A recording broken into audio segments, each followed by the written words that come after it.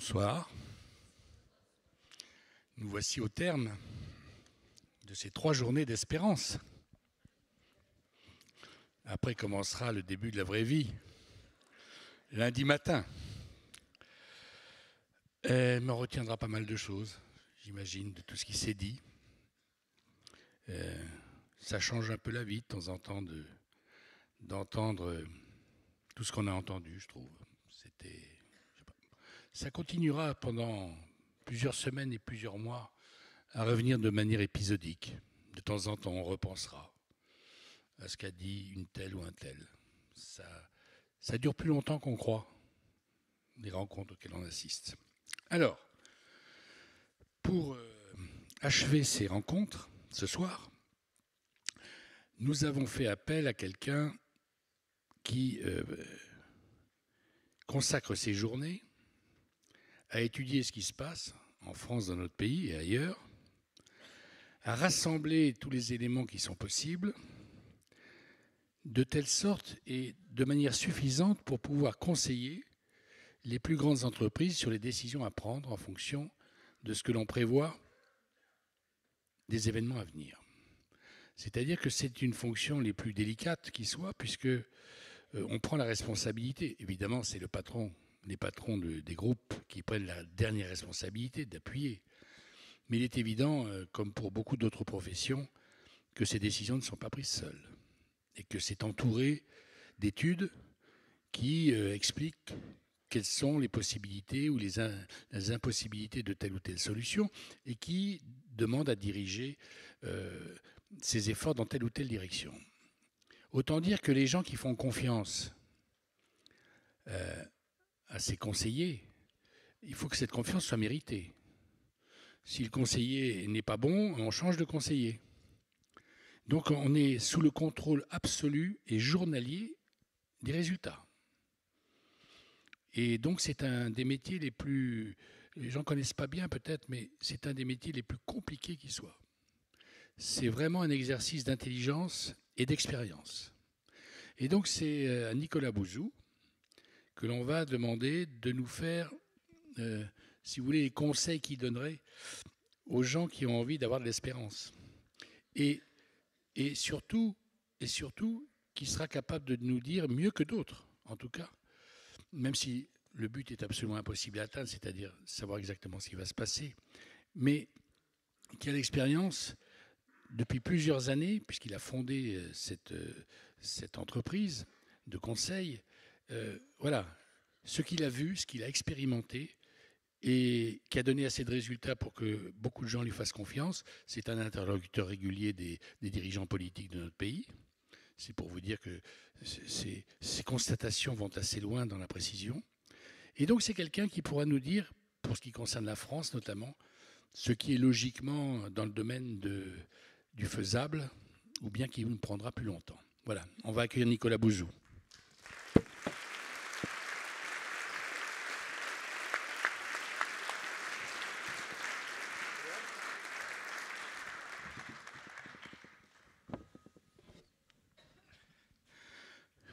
Bonjour Nicolas Bouzou. Bonjour. Ça va?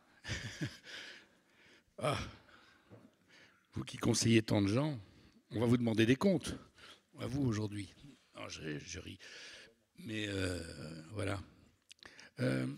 Juste un mot sur, précisément, vous avez créé une société, Asteres, qui donne des conseils aux entreprises et qui est en relation, j'allais dire, avec des pouvoirs publics de manière différente. Ce ne sont pas vos clients. Mais ce sont des gens qui vous consultent. Évidemment, on comprend leur désir de vous consulter.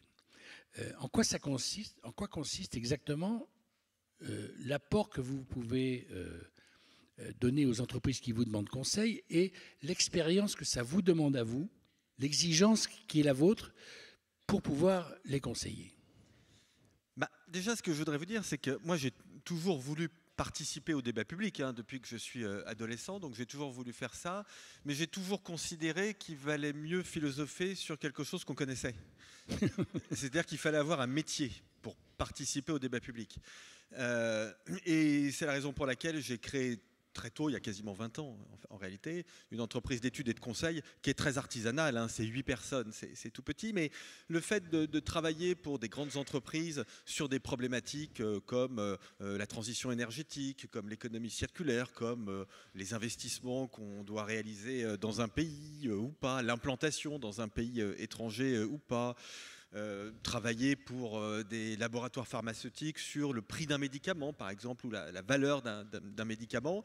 Tout ceci donne malgré tout une expérience concrète qui me sert beaucoup dans le débat public. C'est-à-dire que si je ne faisais qu'écrire des livres, par exemple, j'écris pas mal de livres, hein, oui. Mais si je faisais, j'en consacre déjà une bonne partie de mon temps, mais si je faisais que ça, de mon point de vue, hein, ce que je dis n'est pas, je parle pas pour les autres, hein, je dis la façon dont je ressens moi les choses, mais il me manquerait quand même quelque chose de concret, si vous voulez.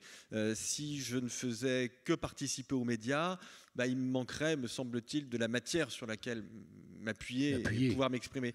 C'est pour ça que j'ai toujours considéré que les études et le conseil, les médias, l'écriture des livres étaient, pour moi, 3 activités parfaitement complémentaires et indissociables qui se renforcent les unes les autres. Enfin, j'espère. Mais ce qui apparaît compliqué à vous entendre, c'est vous dites un laboratoire pharmaceutique, le prix d'un médicament, l'implantation dans tel ou tel pays. On se dit, mais quelle somme de connaissances faut-il pour aborder des sujets aussi différents et avec beaucoup de compétences dans chacun de ces domaines? Oui, mais je travaille beaucoup. Donc déjà ça m'aide. C'est un début, oui, c'est un bon début. Je me lève tôt, très tôt même. C'est vrai. Et puis je travaille. Oui, bah, en plus j'ai une chronique à la radio depuis 2 ou 3 ans. Enfin, je me lève tôt, je me lève pas très tôt, je me lève un peu avant 6 heures. C'était rien d'exceptionnel en fait. Mais bon, je travaille beaucoup, ça c'est sûr. En fait, j'ai la chance de faire un métier, mais vous connaissez ça, où en fait il n'y a pas de dissociation entre ma vie personnelle et ma vie professionnelle. Ouais. Tout est en même temps, en réalité. La journée que j'ai passée avec vous, je ne sais pas vous dire si c'était du travail, des loisirs, si c'était privé, puisque c'était absolument tout en même temps. Donc ça, c'est un privilège, hein, de pouvoir travailler comme ça. Et puis la deuxième chose, surtout, c'est que je ne travaille pas tout seul, hein. J'ai quand même une équipe et des gens. Et en plus, je suis un décentralisateur dans la veine tocquevillienne, si j'ai envie de pontifier un peu. Ça veut dire que je fais travailler les autres, grosso modo. Ça veut dire ça. Ça veut dire que quand je recrute quelqu'un, c'est pas pour surveiller ou pour contrôler son travail, c'est pour qu'il travaille à ma place. Ouais. Et moi, je trouve toujours des choses à faire. Ouais. Donc, voilà, faut pas être malthusien dans ce domaine-là. C'est difficile de recueillir les bons renseignements parce qu'on est jugé, comme je le disais tout à l'heure, vous êtes jugé. Si on considère que vos préconisations ont donné de mauvais résultats, c'est terminé. Et en plus, quand on connaît la langue des gens, qui est toujours une langue agréable et gentille, c'est vite fait de rater une réputation. Alors, pour moi, ce qui est le plus difficile, en fait, c'est plutôt quand on exerce le métier de consultant, de dire la vérité sans véritablement braquer l'interlocuteur. En fait, c'est ça qui est compliqué, parce que dans les organisations, qu'elles soient publiques ou privées, c'est vrai, des entreprises, hein, on a beaucoup de mal à générer des idées. On me dit souvent, mais pourquoi on fait appel à des gens comme vous? Pourquoi une grande entreprise de luxe fait appel à des gens comme vous, puisque vous connaissez moins bien le luxe que les dirigeants du luxe, ce qui est irréfutable, c'est tout à fait juste. Mais c'est simplement que quand vous dirigez une organisation, mais c'est pareil quand vous êtes à la tête d'un État, c'est exactement pareil. En fait, vous êtes pris dans l'urgence, vous êtes pris dans l'opérationnel, c'est-à-dire que spontanément, vous êtes tourné au mieux vers le présent, au pire vers le passé. Parce que vous avez plein de problèmes à régler tout le temps. Parce qu'il faut gérer. Et que ça ne s'arrête absolument jamais. Et donc, vous êtes obligé d'avoir des gens qui vous ramènent vers l'avenir, qui vous ramènent... Alors, ça ne veut pas dire... Quand on donne des conseils, très souvent, ces conseils ne sont... Enfin, très souvent, peut-être pas très souvent, mais enfin, en tout cas, assez souvent, ces conseils ne donnent pas lieu, ces préconisations ne donnent pas lieu à une action, à des décisions. Mais ça, c'est pas grave. Le métier de quelqu'un qui conseille, qu'il s'agisse de conseiller une entreprise n'est pas que son conseil soit gouvernement, appliqué, c'est voilà, de donner des perspectives, de dire aux dirigeants, attention, parce que là, vous êtes dans l'urgence, mais l'avenir, c'est ça. Je vais vous donner un exemple très concret en matière de politique publique. Je pense que l'un des grands sujets qui va déterminer notre avenir, c'est l'innovation. Ça fait très longtemps que je dis ça. C'est l'intelligence artificielle, notamment maintenant, ça commence à être connu, ce qu'on appelle l'intelligence artificielle générative, ChatGPT. Je pense que ça va avoir des conséquences importante, même très importante sur le travail et que ça doit donc en avoir sur la formation, sur l'éducation et même peut-être plus généralement sur l'organisation des pouvoirs publics. Spontanément, et je ne leur en fais bien évidemment pas le grief, leurs dirigeants ont beaucoup de mal à s'intéresser à ça, à investir du temps pour s'intéresser à ça. Parce que c'est pas... Ils ne seront pas jugés sur ça. Parce que l'urgence, oui, ils ne sont pas jugés sur ça. Parce que l'urgence, c'est pas ça. L'urgence, c'est l'Atlanta qui a eu lieu hier à Paris et qui est en effet un immense problème. Vous voyez, donc je ne fais pas de mauvais esprit par rapport à ça, mais je dis simplement, on sert à ça. On sert à dire, ah oui, bien sûr, ça, je suis entièrement... l'islamisme radical est peut-être aujourd'hui la plus grande menace pour notre société. Et donc mais demain, il y a aussi les conséquences de l'intelligence artificielle et donc il faut aussi regarder ça très attentivement. Est-ce que le consultant Nicolas Bouzou a compris pourquoi les consultants ont mauvaise réputation? Oh, alors là, je veux dire, c'est pire. Je vais vous raconter une anecdote qui va vous faire Parce qu'on dit le mot consultant. Au pire, me détester, et au mieux, vous allez vous dire, mais pourquoi on l'a fait venir. Mais j'étais l'autre jour, mais je l'ai écrit dans l'Express, enfin l'autre jour, il y a un an à peu près. Je suis désolé, je déteste prendre des anecdotes personnelles pour essayer d'en tirer des enseignements plus généraux, mais là, vous me pardonnerez une exception. Truc très classique, mon fils a eu l'appendicite, mais dans des circonstances familiales qui étaient extrêmement complexes. Bon bref, je me retrouve dans un hôpital à Nancy pour 2 jours de cauchemar absolu. Et la conclusion de ces 2 jours, c'était, mais en fait, jamais j'aurais osé le dire sur le moment, parce que je voulais pas que mon fils soit maltraité. J'avais envie de dire aux gens mais il vous manque vraiment des consultants. Hein. Parce que je vous jure, mais en 2 jours, moi je vous remets tout au carré là. Hein. Ça déconne de partout, d'accord? Donc je vais vous dire, vous voyez, puis on va se réunir et puis on va tout reprendre et ça va aller beaucoup mieux. Hein.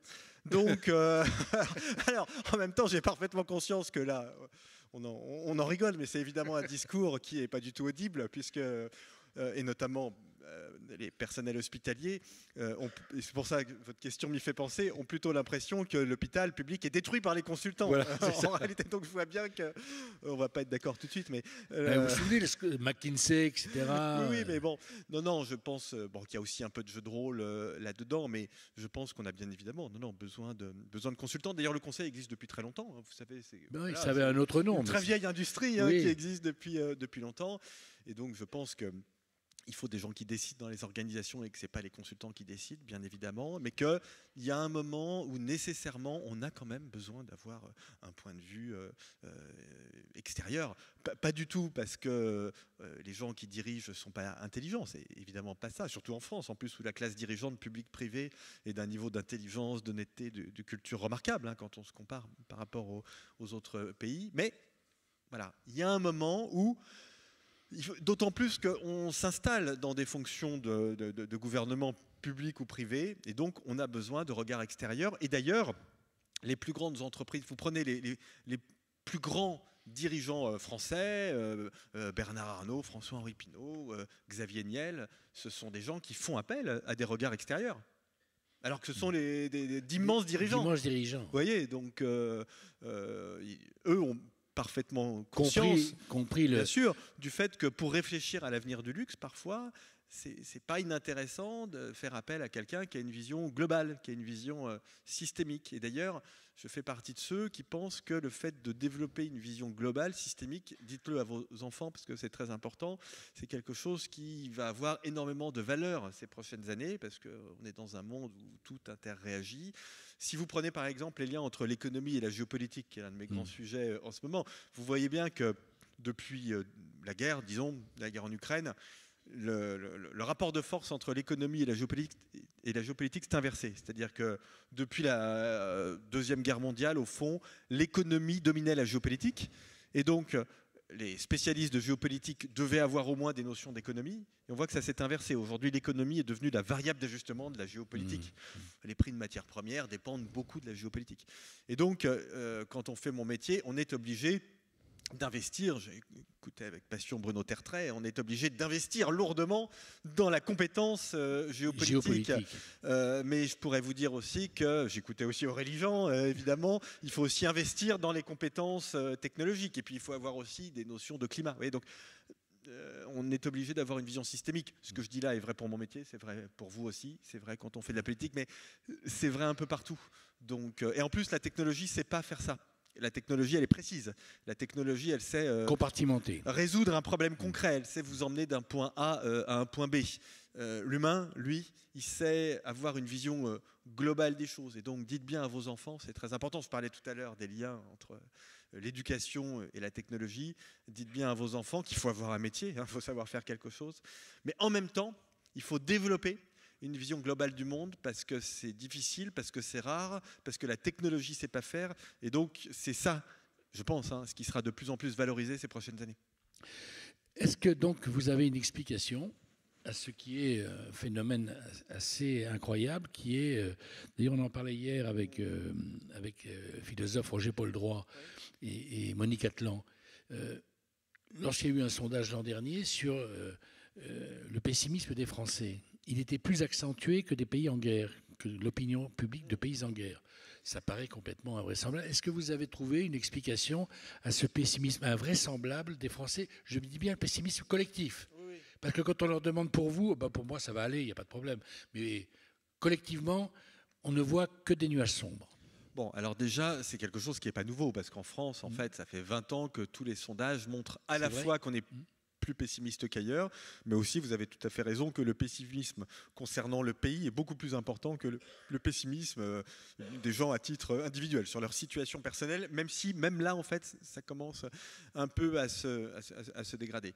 Oui, je crois qu'il y a quand même une explication, c'est que la France est un pays très particulier, c'est un pays qui n'est pas à l'aise dans la mondialisation, c'est un pays qui n'est pas à l'aise avec les technologies, parce que c'est un pays qui s'est construit sur des bases historiques qui, au fond, sont celles de la Révolution, très schématiquement. C'est-à-dire que c'est un pays qui met la philosophie au-dessus de tout, qui met la morale au-dessus de tout.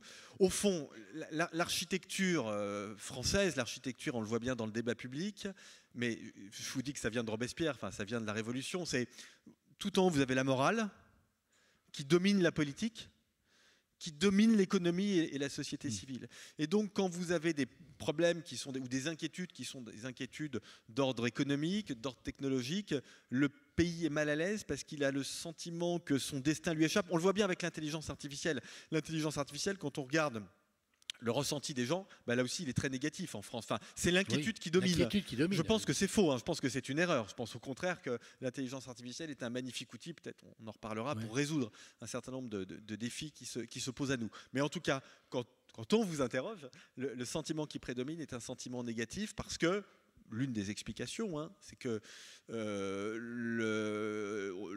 les Français considèrent que l'ordre technologique, l'ordre économique doit être soumis à un ordre politique qui doit tout diriger, qui doit tout organiser, et lui-même d'ailleurs doit être soumis à un ordre moral. C'est l'inverse des pays anglo-saxons. Si vous prenez les États-Unis par exemple, vous allez avoir une pyramide complètement inversée, c'est-à-dire que vous allez avoir tout en haut, au fond, les questions le business, pour parler en bon français, les questions économiques, technologiques.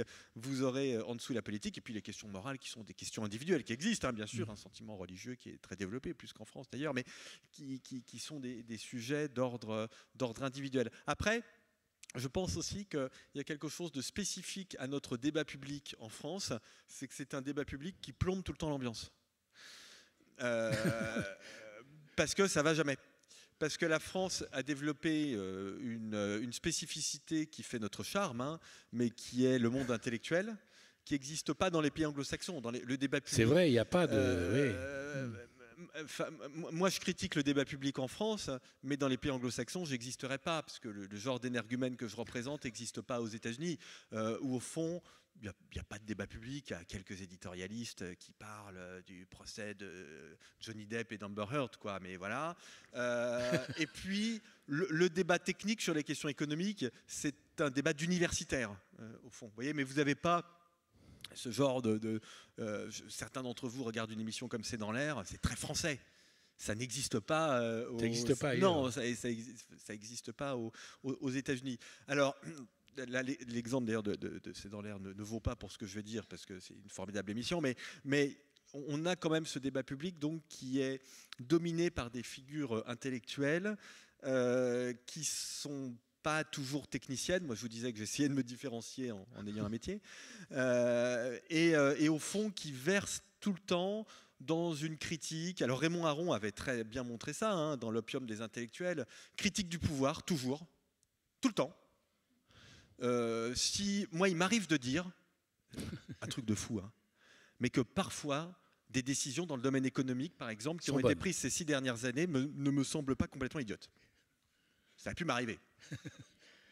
Tout de suite. Scandale. Collabo, par qui il est payé, il veut un poste, auquel cas ce sera un mauvais calcul, parce que comme vous remarquez d'ailleurs, je n'ai rien eu.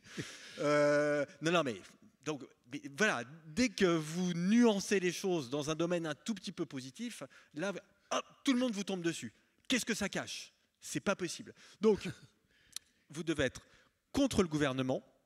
Bon, alors s'il est de centre droit ou de droite, encore plus quand même, honnêtement.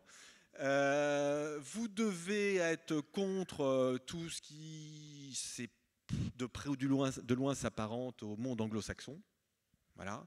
Si face au réchauffement climatique, vous commencez à dire que les Américains ont développé une technologie, je ne sais pas, de capture du CO2 qui pourrait peut-être nous aider, sait-on jamais, hein, on peut aussi avoir de bonnes surprises. Hein, c'est pas... Voilà.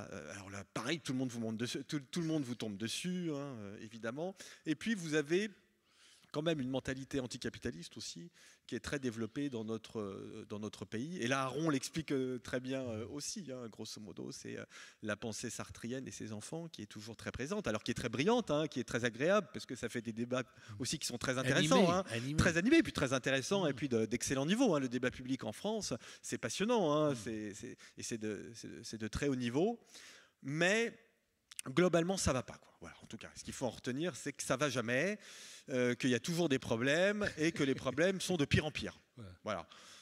Et que, je ne sais pas si vous avez prévu de parler des inégalités, mais les inégalités, ça explose. Vous dites non, ça explose pas. Si, ça explose, vos chiffres sont faux. Bon. Voilà. Tout s'aggrave, grosso modo. Alors moi, il m'est même arrivé de dire, je ne sais pas, peut-être on va en parler, je ne sais pas si je vais oser, mais que face au réchauffement climatique, nos démocraties libérales avaient une chance de s'en sortir. Alors là, oui, voilà, pareil, comme vous. Là. Qu'est-ce qu'il est en train de nous raconter? Enfin, je veux dire, au pire, c'est l'effondrement et on est tous morts. Au mieux, c'est la Chine qui nous sauve. Mais l'idée que nos démocraties libérales puissent résister, et même avoir des solutions par rapport à des défis aussi importants que le réchauffement climatique, c'est pas possible. Pourtant, je crois que j'ai raison en plus. Enfin, j'y crois, quoi. Je veux dire, hein, c'est pas une posture. Hein. Non. Ouais. Bah, pour être bon conseiller. Il m'arrive de me tromper, hein, comme vous l'avez sous-entendu tout à l'heure. Hein, Mais pour conseiller, il faut y croire soi-même, sinon c'est compliqué. Ça dure pas longtemps, en tout cas. Ah oui, non, pour conseiller, bien sûr.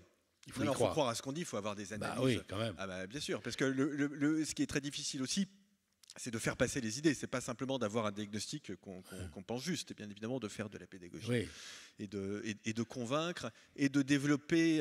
Marek Alter disait ce matin quelque chose que je trouve absolument fondamental. Il disait au fond, il faut arriver à se projeter dans l'avenir, ce qu'on fait plus beaucoup. Et puis il faut aussi développer une vision du monde. Et je trouve que les intellectuels dans le débat public ont aussi du mal aujourd'hui à développer une vision globale du monde. Moi, je suis un libéral, voilà, dans la lignée Tocqueville, Aron, etc. Donc, on peut parfaitement être contre ça. Hein, je comprends parfaitement ça. Mais voilà, moi, je m'inscris dans une vision du monde qui existe. Voilà, qui a fait son chemin en France. Jean-François Revel, etc. Voilà, ça a fait son chemin en France. Voilà, je suis là-dedans. Un mot, et puis après, on va passer à différentes questions. Après, je voulais vous poser une question sur les réseaux sociaux. Tout le monde explique maintenant tout à cause des réseaux sociaux. On ne peut plus parler librement à cause des réseaux sociaux. On ne peut plus se tromper à cause des réseaux sociaux. On dit une chose qu'on pense juste des réseaux sociaux. Enfin bref, j'entends depuis, je ne sais pas, 1 an ou 2, tous les réseaux sociaux ont changé la vie et ont empêché les gens de dire ce qu'ils ont envie de dire. Parce qu'on craint que les réseaux sociaux déforment et créent des remous que l'on n'avait pas voulu déclencher. Est-ce qu'il y a eu un changement fondamental avec l'introduction des réseaux sociaux au général? Oui, je pense quand même, parce que Gérald Bronner, par exemple, explique ça très bien. Je pense que la prolifération des mauvaises nouvelles, voire des fake news, est quand même beaucoup plus rapide par les réseaux sociaux, et les réseaux sociaux propagent beaucoup plus vite en fait les fake news que les choses qui sont justes, parce qu'en fait ils attrapent l'internaute par les mauvais sentiments. Alors les médias font aussi ça un petit peu, hein. Les chaînes d'infos en continu, elles attrapent aussi les gens par le feu de poubelle. Je me souviens, pendant la réforme des retraites, j'ai participé, bon voilà, c'est la règle du jeu, à pas mal de débats, donc je soutenais la réforme des retraites, et donc j'ai participé à pas mal de débats, et je me souviens que j'ai quand même plusieurs fois on parlait de sujets qui me semblaient assez intéressants, comme l'emploi des seniors, par exemple. Comment on emploie des seniors? On s'arrête parce que place de la Concorde, il y a un feu de poubelle, etc. Voilà, bon. Donc, revenons au direct. On voit bien qu'on attire, on attrape le téléspectateur par l'événementiel un peu catastrophiste, et les réseaux sociaux amplifient ça en fait. Donc il faut résister. Alors les réseaux sociaux, déjà on peut ne pas y aller, hein, ça c'est une très bonne idée, mais surtout il faut des actes de résistance, et les journées comme celle qu'organise Pau, justement, c'est très exactement ça. Moi, c'est pour ça que je suis très attaché à ce genre de rencontres, au salon littéraire aussi, bien évidemment. Il faut aller à ces rencontres, pour vous y êtes, il faut lire des livres, c'est très important, faire lire des livres, lire la presse écrite, c'est très important. Moi, je suis éditorialiste dans un hebdo, mais peu importe, mais lire des hebdomadaires, il faut vraiment prendre du recul, prendre du temps, se désintoxiquer de cette pensée, ce fast thinking, pardonnez-moi pour le mauvais français, mais qui est quand même considérablement aggravé par les réseaux sociaux. Donc oui, je pense que c'est un problème. Après, est-ce que ça empêche de parler ? Pas du tout. Je trouve même que sur les réseaux sociaux, en fait, on trouve plutôt n'importe quoi, en fait. Donc non, ça n'empêche pas de parler, et ça doit. Mais en revanche, il faut que nous, les héritiers, les promoteurs des Lumières, c'est-à-dire, et c'est pas de droite ou de gauche, hein, mais nous qui pensons que la rationalité c'est important, que la science c'est important, que la liberté c'est important, que le progrès c'est possible. Nous, par contre, il faut qu'on parle beaucoup plus et beaucoup plus fort. Parce qu'on ne nous entend pas assez. Ben oui, dans le parce vacarme. Que notre voix, elle est complètement abîmée. On ne l'entend pas dans la cacophonie du débat public et des réseaux sociaux. Parce qu'on entend évidemment beaucoup plus les outrances. Moi, c'est une difficulté que j'ai. Ben oui, c'est ça. On entend les outrances, et en ce moment, tout le monde se permet n'importe quoi. Donc voilà. Et vous avez une alliance objective des extrêmes dans le débat public qui se renforcent les uns les autres. C'est pas du tout nouveau, hein. Sandor Maraille, au milieu du XXe siècle, expliquait très bien que les extrêmes se renforcent toujours. Et donc nous, je dis nous, je ne me permettrai pas de vous, mais mes amis et moi, qui ne sommes pas extrémistes, on doit faire beaucoup plus entendre notre voix et taper du poing sur la table pour défendre ces idées des Lumières, parce que notre civilisation, c'est quand même ça. Et je parlais tout à l'heure de la résolution des défis qui se présentent à nous, défis climatiques, les défis économiques et sociaux, défis éducatifs, lutte contre l'islamisme aussi. Ça ne va pas se faire par des idées qui tombent du ciel, hein. Ça va se faire par la réflexion, l'intelligence, l'action. Hein. Et l'action. Ah oui. Vous avez évoqué les inégalités en disant que peut-être on va en parler. On va justement en parler parce que c'est quand même un problème. Tout le monde lit dans tous les journaux que la France est le pays le plus social du monde. Et en même temps, le sentiment que l'inégalité n'a jamais été aussi importante existe. C'est quand même un paradoxe. Comment on peut aborder de manière sereine cette affaire? Alors déjà, sur le fait que la France est l'un des pays les plus redistributifs au monde, ça c'est parfaitement avéré, c'est tout à fait juste. Vous avez des enquêtes de l'INSEE qui le montrent parfaitement. Alors il y a plein d'indicateurs, mais si vous regardez par exemple la différence de revenus entre, vous savez, ce qu'on appelle les déciles de revenus, c'est-à-dire les 10% de gens qui gagnent le moins, les 10% de gens qui gagnent le plus. En fait, vous voyez que entre ce rapport d'inégalité avant impôt et après impôt, la France, de tous les pays du monde, est celui qui réduit le plus les inégalités. Et ça, c'est à la fois la redistribution fiscale, hein, c'est-à-dire le fait qu'on a des impôts qui sont très progressifs.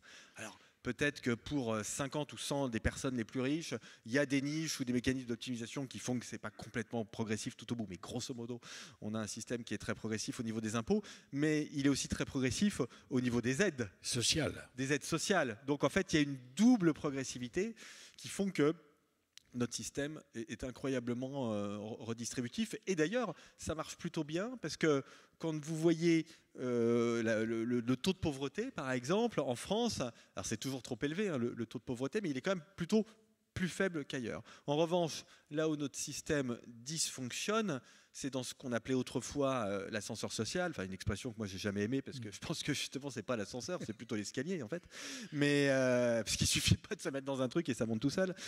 Faut quand même que tout le monde participe. Il faut quand même marcher. Faut que quelqu'un ait construit un escalier, mais il faut quand même que quelqu'un fasse l'effort de monter les marches. Non, mais en tout cas, l'escalier, il est un peu encombré quoi, pour rester où les portes ne sont pas toujours ouvertes. On va le dire comme ça. Et donc là, il y a véritablement un sujet qui est en grande partie un sujet éducatif, si on veut aller en profondeur, si on veut aller au fond des choses. Donc vous savez que les performances éducatives de la France, c'est avéré par tous les classements qui existent, hein, PISA, TIMSS, etc. Et donc on sait que nos performances éducatives se sont effondrées. Je m'étonne d'ailleurs de la passivité de l'opinion publique devant ce scandale. Je voudrais vous rappeler que dans le dernier classement TIMSS, par exemple, en CM1, en Europe, le niveau des Français est le plus bas de tous les pays de l'Union européenne. Nous sommes 27e sur 27 mathématiques. La France est le pays des mathématiques, traditionnellement. C'est le pays des grandes écoles d'ingénieurs, c'est le pays des médailles Fields. Nous sommes 27e sur 27. Alors on se rattrape un peu en 5e, qui est la deuxième cohorte étudiée par TIMSS, où on monte à la 26e place sur 27. Mais évidemment, personne ne peut trouver ça satisfaisant. Alors on me dit qu'il n'y a pas assez d'argent. Donc moi je regarde des choses. J'ai une formation d'économiste. Donc la dépense éducative en France, si je compare en Europe, c'est vrai qu'elle n'est pas très élevée. On est dans la moyenne. Mais alors moi, j'aborde parfois les problèmes de façon simple. Je me dis dépense moyenne, résultat moyen. Ben non, dépense moyenne, dernier en termes de résultat. Donc même cet argument-là ne suffit pas. Bon, on pourrait entrer dans le détail, parce que je ne veux pas en rester au constat, et on peut faire des propositions très concrètes, mais ce que je veux vous dire, pour répondre complètement à votre question sur les inégalités, c'est que le sujet des inégalités est plutôt un sujet d'injustice en réalité.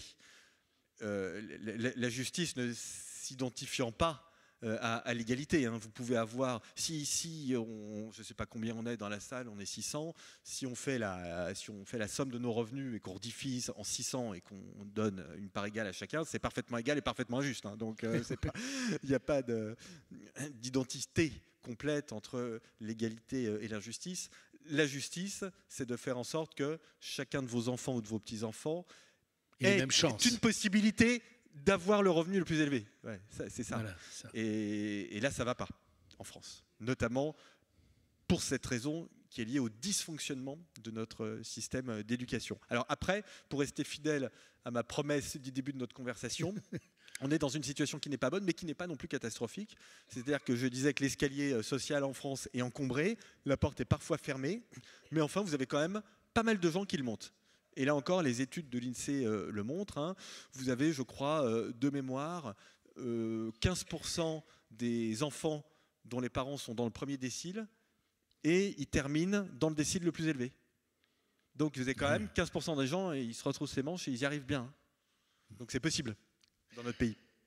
L'inflation, c'est un problème quotidien depuis de longs mois. Finalement, quand on écoute, on se dit les uns vont rencontrer les autres, mais tout ce qu'on voit comme promesse, c'est que ça augmente moins vite, mais que ça continue d'augmenter tout le temps quand même, malgré tout. Et quand on se dit ça finira jamais, c'est une réflexion qui peut apparaître de manière probable. Ah, mais je la partage en fait d'une certaine façon. Je pense que là l'inflation baisse fortement, mais l'inflation, comme vous le dites très bien, c'est pas les prix, c'est la variation des prix. La variation, bah oui. Et je pense, là encore je peux me tromper bien sûr, mais je pense qu'on ne reviendra pas au niveau des prix d'avant Covid, pour des raisons qui sont des raisons vraiment structurelles, qui sont liées notamment à la géopolitisation de la mondialisation. C'est-à-dire que le principal facteur de désinflation, voire de déflation des prix industriels, donc des biens de consommation de ces 20 dernières années, c'était la mondialisation en fait. C'était la montée des pays émergents. C'était le fait qu'il y avait de plus en plus de concurrence dans le monde. C'était le fait qu'on main-d'œuvre très bon marché dans aussi de plus en plus de choses de pays d'Asie du Sud-Est, par exemple. Et donc ça avait beaucoup fait baisser les prix des meubles, de l'électroménager, des vêtements, par exemple.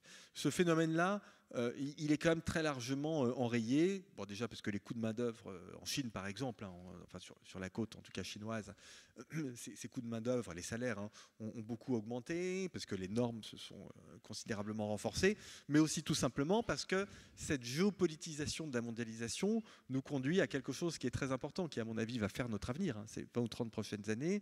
C'est le fait qu'on a une économie qui épouse un peu la forme de nos amitiés géopolitiques. Ce que je veux dire par là, c'est qu'on voit très progressivement deux blocs commerciaux se dessiner.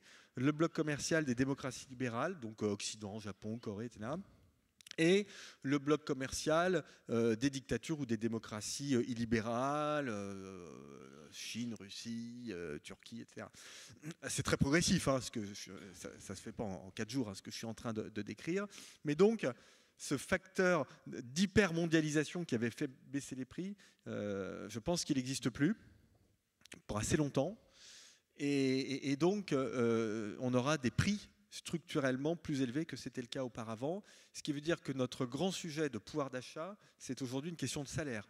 En fait, hein. C'est comment on fait augmenter nos salaires, parce que les salaires sont bas en France. Ils sont bas pour des raisons économiques. C'est très important de bien comprendre ça. C'est-à-dire qu'en fait, pour être un tout petit peu technique, les salaires dépendent de la productivité. Et la productivité, parce que nos entreprises ne se sont pas suffisamment modernisées, elles n'ont pas suffisamment investi en robots, en numérique, en intelligence artificielle, mais aussi parce que nos concitoyens ne sont pas suffisamment bien formés, pour des raisons dont je parlais, liées à l'enseignement initial, mais aussi à la formation continue. Et donc, en fait, on a perdu de la productivité. Et donc, les salaires sont relativement bas. Si vous prenez aujourd'hui la part des personnes qui sont payées au SMIC en France, c'est le rapport des experts du Conseil des experts sur le SMIC qui a été publié la semaine dernière, 17,5% exactement des gens dans notre pays sont payés au SMIC. On n'avait jamais vu ça. Hein, certains en dessous, même. Alors certains en dessous, bien sûr, mais en fait, le SMIC a beaucoup augmenté parce qu'il a été revalorisé 7 fois depuis le début de l'inflation. Il est indexé. Voilà, mais en fait, au-dessus, les salaires n'augmentent plus, ou quasiment pas. Ils n'augmentent pas parce que justement, nos performances économiques ne sont pas suffisamment bonnes. Donc la question des salaires, on parlait de prospective tout à l'heure, et d'essayer d'aller au fond des choses. La question des salaires, c'est moins une question de redistribution. On peut toujours râler contre les boîtes qui versent des dividendes, et ça devrait être... Ok, tout ça est tout à fait légitime, hein, on peut tout à fait en parler. Mais fondamentalement, ce n'est pas ça le sujet. Le sujet, c'est que nos performances économiques, notre système éducatif sont plus suffisamment performants pour pouvoir générer des salaires qui correspondent à l'idée que nos concitoyens se font de ce que devrait être leur niveau de vie. Et ça, pour moi, mais c'est un sujet absolument important. Alors moi, je dis toujours aux entreprises, je les presse, hein, d'augmenter les salaires, parce que moi, je défends la valeur travail. J'ai défendu la réforme des retraites. J'ai passé 3 mois à dire aux gens, pour aider le pays, il faut bosser 2 ans de plus. Donc on ne peut pas dire ça. Et de l'autre, dire le travail ne paie pas. Et vous bossez 40 heures par semaine, et au bout du mois, vous n'avez pas assez d'argent pour vous payer une pizza en famille ou pour aller au cinéma. Ça ne tient pas. Exactement, c'est pas possible. Donc il faut que les entreprises fassent leur job et augmentent les salaires autant qu'elles le peuvent. Mais derrière ça, on a quand même des vrais sujets de performance économique, donc productivité, investissement, performance éducative. Vous avez dit tout à l'heure, on voit se dessiner 2 blocs. Ça fait partie peut-être de l'explication du pessimisme. On se dit la France, ça va devenir quoi? On est dans un pays qui va peser combien? Quand il y a la Chine d'un côté, les États-Unis, et tout le monde qui se range derrière eux de manière volontaire ou involontaire parfois, c'est-à-dire subie. En France, on va devenir quoi et quelles sont nos possibilités de décision? Alors, en fait, nos possibilités de décision sont absolument énormes. Il ne faut pas regarder le poids de la France, ni la taille de la France, ni la surface de la France, ni la population de la France, parce que là, c'est sûr qu'on va se... non, mais c'est sûr qu'on va se déprimer. Mais en même temps, Je vais prendre un pays qui a une démographie très forte. Le Nigeria, par exemple, je suis allé à Lagos il n'y a pas très longtemps, c'est sans doute déjà plusieurs dizaines de millions d'habitants, on ne sait pas bien. Le pays, ça la va ville être... seulement. La ville, je parle de la ville, bien Oui, sûr. oui. Le pays, ça va être 350-400 millions d'habitants, donc c'est sûr que si vous comparez au Nigeria, vous allez dire, mais qu'est-ce qu'on va devenir par rapport à des pays comme ça? Mais néanmoins... alors, vivre à Pau, c'est sûr que c'est mieux qu'à Lagos, mais même vivre à Paris, c'est mieux qu'à Lagos, si vous voulez.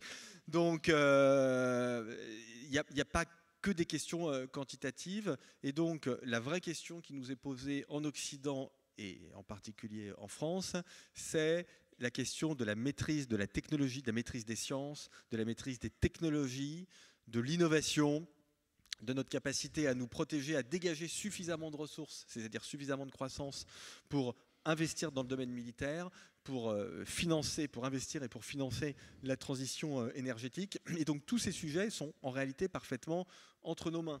Mais vous voyez, c'est pour ça que j'évoque souvent, ceux d'entre vous qui sont gentils au point de me suivre savent que je mets souvent beaucoup l'accent sur les questions d'innovation, parce qu'être capable de faire émerger des entreprises qui vont être leaders dans le domaine de l'IA, dans le domaine de l'hydrogène, dans le domaine du nucléaire, sujet qu'on avait un peu laissé en friche, quelle erreur, dans le domaine de la santé, de la génétique, de la génomique, vous voyez, c'est évidemment une question économique, mais c'est aussi une question d'influence et une question d'ordre géopolitique. Et d'ailleurs, quand vous en parlez aux diplomates, beaucoup vous disent, en fait, la perte de puissance diplomatique de la France, qui est réelle, est quand même très liée à sa perte de puissance dans le domaine technologique et scientifique. La bonne nouvelle, c'est que c'est réversible. Parce que comme la technologie évolue beaucoup, comme, pardonnez-moi pour jargonner, mais le mouvement de destruction créatrice ne s'arrête jamais. Alors, c'est tout le temps déstabilisant, parce que ChatGPT, il y a un an, personne n'en avait entendu parler, et maintenant on se dit que c'est le nouveau défi du 21e siècle, donc c'est un peu épuisant. Mais en même temps, ça veut dire qu'il y a des portes d'entrée en permanence. Et si je prends l'exemple de ChatGPT, ce n'est pas du tout anodin, c'est parce que dans ce domaine de l'intelligence artificielle dite générative, Aurélie Jean en a parlé, la France est plutôt bien placée.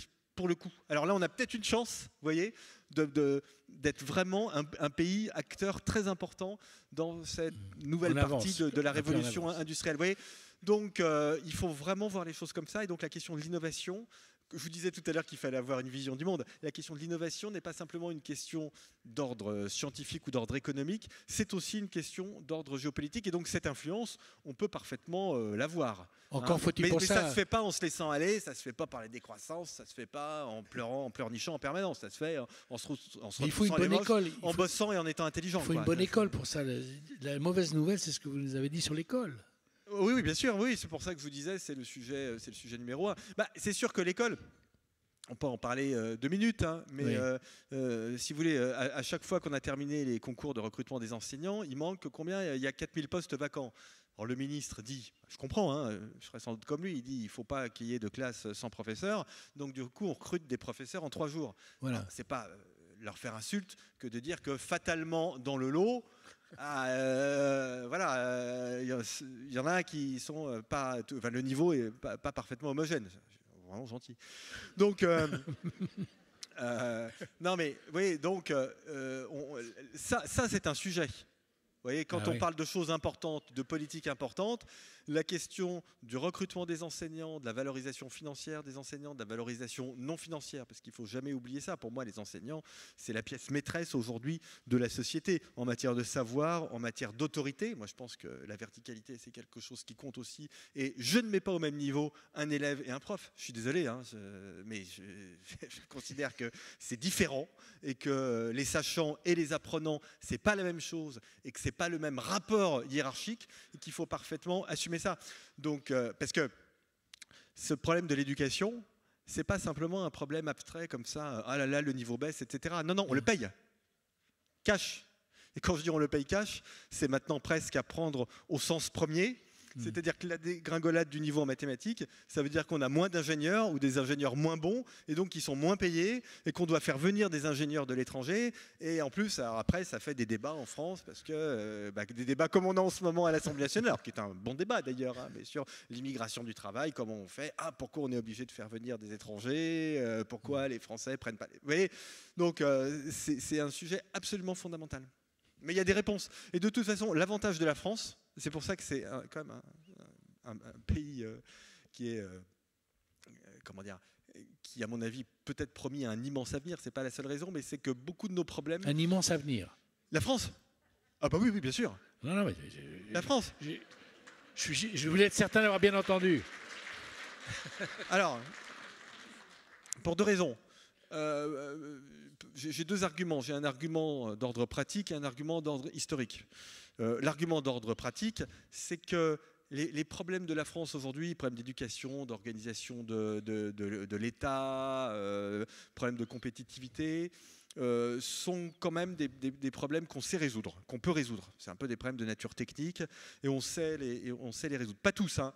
Il y a des problèmes qui sont plus compliqués. La question, j'en parlais tout à l'heure, de l'islamisme radical, par exemple, me semble une question beaucoup plus difficile. Mais en tout cas, beaucoup de nos problèmes, on a des solutions. Donc ça, c'est très bien.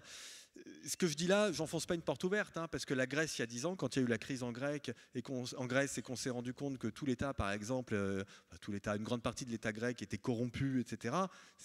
Quand vous avez des sujets comme ça, les régler, ça peut mettre 10 ou 15 ans. L'État en France, les fonctionnaires sont des gens formidables, très honnêtes, etc. Mais il y en a trop et ils ne sont pas managés. Vous voyez ? Donc c'est beaucoup moins grave. On doit pouvoir résoudre le problème, en tout cas. Le deuxième argument, c'est un argument d'ordre historique. C'est que ce qui fait de la France un pays si particulier et si passionnant, c'est que la France n'est pas un pays moyen. C'est le pays du pire ou du meilleur. C'est vrai, on sent ça de manière intuitive, mais c'est vrai. Oui. C'est pas un pays stable. C'est pas un pays stable. C'est pas un pays stable, mais c'est le pays. Moi, par exemple, j'étais très présent au moment de la vaccination pour les vaccins anti-Covid. On est parti, je me souviens très bien. En janvier 2020, c'est ça. On était le pire pays, le plus lent. C'était une catastrophe, etc. C'était le démarrage. Janvier. 6 mois après, on avait des délégations du monde entier qui venaient voir comment ça se passait en France parce qu'on était devenu le pays le meilleur. D'accord ? En 6 mois. Ça, c'est la France. D'accord ? C'est la France dont les parlementaires abandonnent la République à Vichy et 10 ans après, c'est les 30 glorieuses les plus brillantes du monde occidental. Vous voyez ? Ça, c'est notre pays parce que c'est un pays qui n'est pas un pays tiède.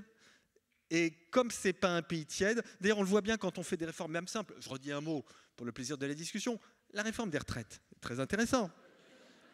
Non, mais c'est très intéressant la réforme des retraites.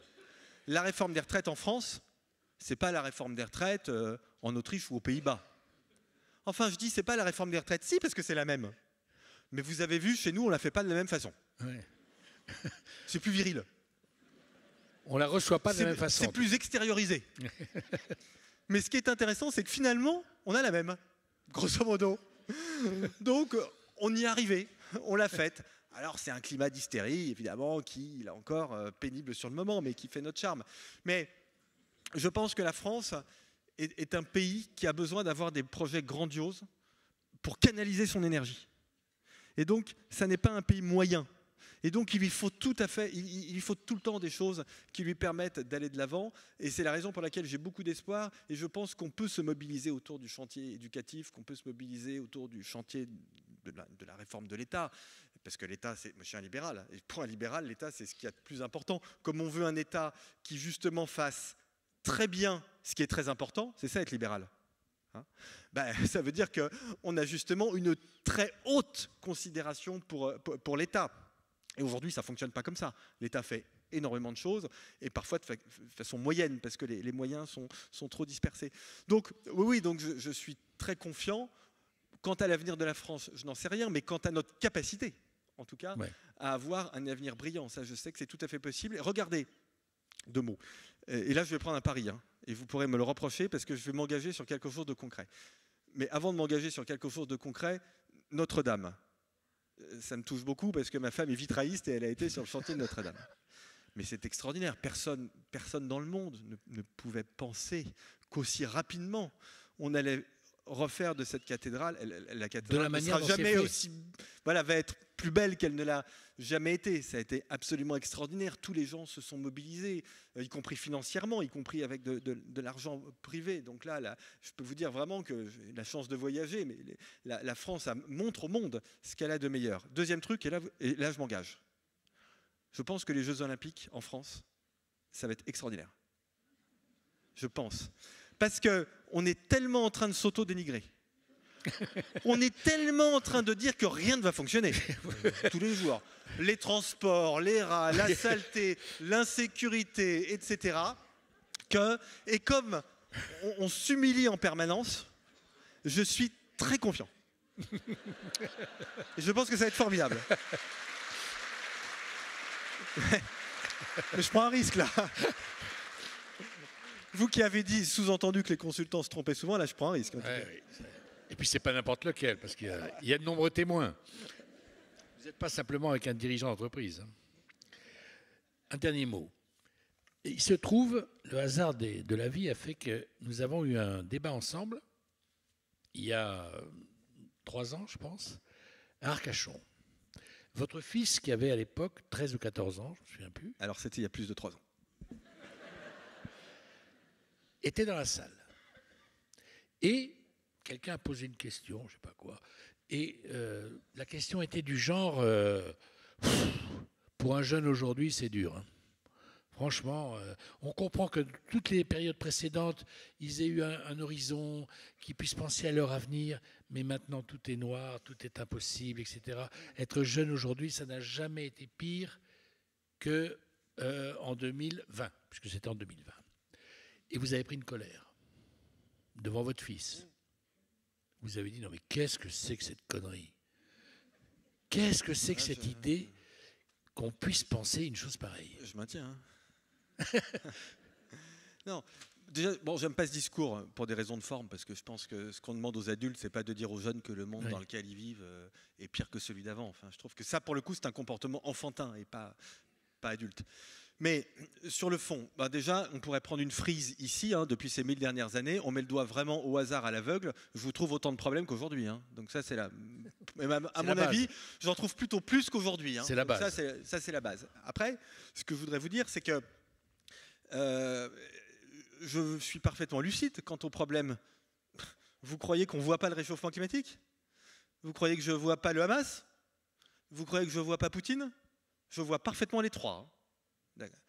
Selon d'ailleurs, à mon avis, un ordre de danger qui n'est pas toujours celui qui ressort dans les médias. Le Hamas m'inquiète encore plus que Poutine, qui m'inquiète encore plus que le réchauffement climatique. Parce que le réchauffement climatique, c'est un problème scientifique. Je vois le problème, j'ai le GIEC. Donc je vois le problème. Le Hamas, je vois le problème aussi, hein, mais je vois aussi le degré d'incertitude à très court terme. Mais donc je vois parfaitement tous ces problèmes, bien évidemment. Et puis je vois les défis économiques et sociaux. Mais je vois aussi 2 autres choses. Je vois d'une part tout ce qui se passe à côté et qui est formidable et qui n'a jamais été aussi formidable, les progrès de la science, les progrès de la santé. J'ai consacré il y a quelques années un livre sur l'histoire de la santé. C'est extraordinaire ce qui se passe en matière de santé. Il y a une révolution aujourd'hui dans le traitement des cancers, il y a une révolution dans le domaine de la prévention. Demain, pas aujourd'hui malheureusement, mais il y aura une révolution pour lutter contre les maladies neurodégénératives. Donc on fait des... moi, regardez, prenez l'exemple autour de vous, mais moi, dans ma famille, vous avez parlé de mes enfants, donc on est 4. Moi, j'aurais déjà perdu 3 personnes. Je ne suis pas très vieux, hein, mais j'en aurais déjà perdu 3. Voilà. Donc, si la science était restée dans l'état auquel elle était... oui, j'en aurais perdu 3 il y a 50 ans. Vous voyez, donc, bon, peut-être moi aussi, d'ailleurs, j'en sais rien. Je sais pas, une otite pas soignée, je ne sais pas. Non, mais donc ça, c'est formidable. L'accès à la culture n'a jamais été aussi facile et aussi peu coûteux que c'est le cas aujourd'hui. Alors je visitais Pau cet après-midi, alors c'est formidable parce qu'on voit justement l'exemple d'une ville qui a permis ce formidable accès à la culture, mais on peut aujourd'hui accéder à la musique à moindre coût, au cinéma à un moindre coût, aux livres, à la littérature à un coût très faible, donc ça c'est aussi quelque chose qui est absolument extraordinaire. Les progrès extraordinaires que l'on fait dans le domaine de la science, dans le domaine de l'exploration spatiale, par exemple, moi je trouve que c'est absolument fascinant. Donc, et puis, vous savez, on est dans des pays qui essaient de lutter en permanence contre les injustices. Vous savez, je citais tout à l'heure Gérald Bronner, il a fait l'autre jour un papier dans l'Express sur ce sentiment que, y compris moralement, on a l'impression que tout fout le camp. Et en fait, il explique très bien que, et ça, écoutez bien ça parce que c'est très important et c'est très rassurant, il explique que plus nos critères éthiques augmente avec le temps, plus ce qui n'est pas éthique devient absolument insupportable. Ça veut dire quelque chose de très profond. Ça veut dire que plus nos sociétés progressent moralement, plus on a l'impression qu'elles régressent, parce que tous les comportements autrefois admis nous semblent absolument insupportables. Vous voyez ? Et donc ça c'est très important. Alors par contre, il faut le maintenir. Hein. Il faut le maintenir. Je parlais de l'antisémitisme tout à l'heure, les parlementaires là, qui font des trucs antisémites, etc., moi je trouve qu'on est d'une tolérance coupable par rapport à ça. Donc il n'y a rien d'automatique hein, dans notre affaire, vous voyez. Mais en tout cas, on est quand même dans des sociétés qui globalement progressent. Donc la première chose que je voulais dire, c'est que le réchauffement climatique, le Hamas et Poutine existent et ce sont de très graves dangers, mais le monde ne se résume pas à ça. C'est la première chose. La deuxième chose, et ça c'est une conviction profonde mais qui relève d'une analyse, c'est que je suis persuadé que nos démocraties libérales sont parfaitement armées pour répondre à tous les problèmes. Prenez l'exemple du réchauffement climatique. Le réchauffement climatique, les émissions carbone, elles baissent dans toutes les démocraties. En France, où elles sont déjà très basses, elles baissent. En Europe, elles baissent. Aux États-Unis, où elles étaient très élevées, elles baissent rapidement. Les États-Unis sont en train de décarboner leur économie à une vitesse qu'on n'aurait jamais anticipée, ne serait-ce qu'il y a 10 ans, si vous voulez. En revanche, les émissions carbone, elles continuent de monter en Russie, en Chine et en Turquie. Hein, d'accord ? Donc, bah oui, je vous dis ça parce que j'entends parfois des gens dans le débat public qui disent « Ah, pour lutter contre le réchauffement climatique, de toute façon, on va être obligé d'instaurer une dictature. » Ah bon ? Pourquoi il n'y a que les démocraties qui font baisser leurs émissions carbone alors ? Et pourquoi les dictateurs, ils les font augmenter ? Le pic d'émissions en Chine, c'est 2029 ? Nous, on l'a passé depuis longtemps, le pic d'émissions. Parce qu'il y a et les États-Unis, ils l'ont passé. Pourquoi ? Parce que dans les démocraties, il y a des opinions publiques. Oui, les gens râlent, les gens s'expriment, et donc la démocratie, c'est un bordel qui s'autocorrige. Oui. L'autre jour, je crois que c'est François Hollande qui faisait une remarque que j'ai trouvée très profonde, mais que tous les chefs d'État d'un pays démocrate pourraient faire. Il disait, mais la différence quand j'étais président entre moi et, par exemple, le président Poutine, c'est que l'information qu'on me donnait était la bonne. C'est important. Ça change tout. Oui, ça change tout. Alors elle était souvent déplaisante, bien évidemment, mais au moins elle avait ce mérite d'être à peu près, même s'il y a des phénomènes de cours même dans les démocraties, mais enfin elle avait ce mérite d'être concrète. Donc le réchauffement climatique, moi je pense même qu'on va y arriver en fait. Hein. Enfin, lutte, atténuation, plus des adaptation émissions au réchauffement, je pense qu'on va y arriver, qu'on peut y arriver en tout cas. Mais donc voilà, les défis économiques et sociaux, on peut y arriver. D'ailleurs, la France, je voudrais quand même dire que la France, dans le domaine économique, est un pays qui a réglé un certain nombre de problèmes depuis maintenant 10 ou 15 ans. Hein. Notre marché du travail, qui était l'un de ceux qui au monde fonctionnaient le moins bien, aujourd'hui fonctionne comme dans la moyenne des pays de l'OCDE. Notre système fiscal est redevenu à peu près normal. Notre pays est devenu, en matière industrielle, le plus en nombre de projets industriels, on est le pays le plus attractif d'Europe, devant l'Allemagne. Donc, alors c'est des plus petits projets, etc. Il faut mettre des nuances, bien évidemment. Mais donc on ne peut pas dire qu'on n'arrive à rien, parce que c'est faux. Vous voyez, ce n'est pas une question d'opinion, c'est faux. Et donc, nos démocraties libérales ont des ressorts, mais en revanche, il ne faut, je suis désolé d'insister là-dessus, mais jamais rien céder à l'obscurantisme. C'est-à-dire que si vous cédez À ceux qui vous expliquent que notre avenir, c'est la décroissance. À ceux qui vous expliquent que les sorcières, c'est mieux que les ingénieurs. À ceux qui vous expliquent que... Alors là, on est mort parce que là, on ne résoudra aucun de nos problèmes et on perdra tout notre poids, toute notre influence. Mais en plus, nos enfants vivront pour le coup vraiment moins bien que nous. Et donc, il faut lutter contre tout ça, il faut lutter contre cette pensée des anti-lumières. Le romantisme, c'est formidable, mais c'est pour l'art, le romantisme. C'est pas pour la politique et pour la réflexion. C'est autre chose. Le wokisme, c'est-à-dire considérer que quelqu'un a raison en raison de sa couleur de peau, et que moi, parce que j'ai 50 ans et que je suis blanc français, j'ai faux parce que je suis blanc et voilà. Ça, il ne faut jamais rien céder à ça, parce que c'est ça qui va nous tuer.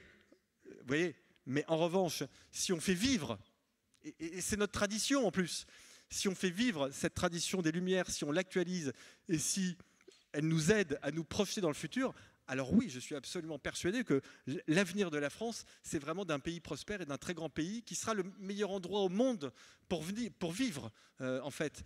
Parce qu'on a tout, mais il nous manque voilà, d'aller vers l'excellence. L'excellence éducative, l'excellence administrative, simplifier, vous voyez, l'excellence en matière d'innovation.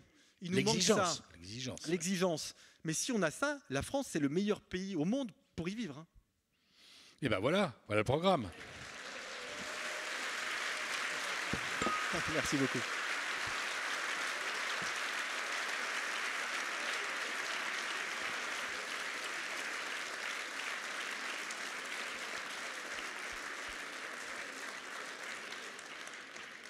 Avec Nicolas Bouzou, c'est pas compliqué. Tout va aller bien. Merci en tout cas d'avoir été avec nous et d'avoir conclu cette émission.